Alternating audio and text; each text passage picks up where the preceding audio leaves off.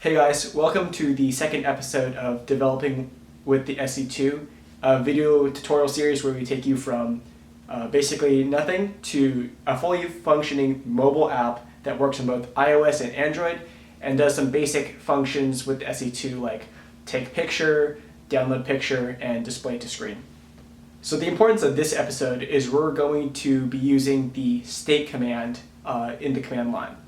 Now this command is important because it's going to use a post command rather than a get, and the state command is going to be the foundation because it's going to return some information that you're going to need in later lessons. It's going to return information that you need to take a picture. It's going to return information that you're going to need to download the picture. It's a very critical command. It's very basic, but nonetheless, pay attention and we'll try to get you going. So I just want to get you started with what the state command will actually output.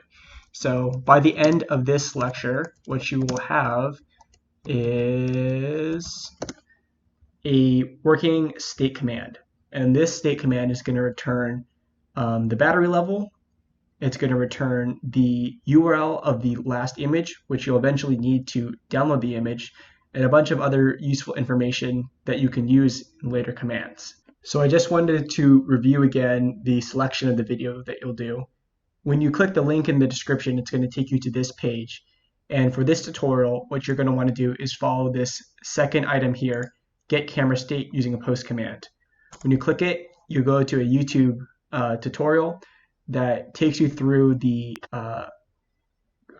code writing of the state command. You should be able to use the state command.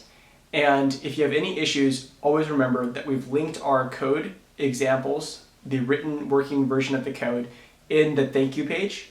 And so you can just download that if you're having any issues and get it working. Try to debug it from the other side. So I hope that was helpful. We'll be coming out with the third video, take a picture, with the camera API soon. So look out for that.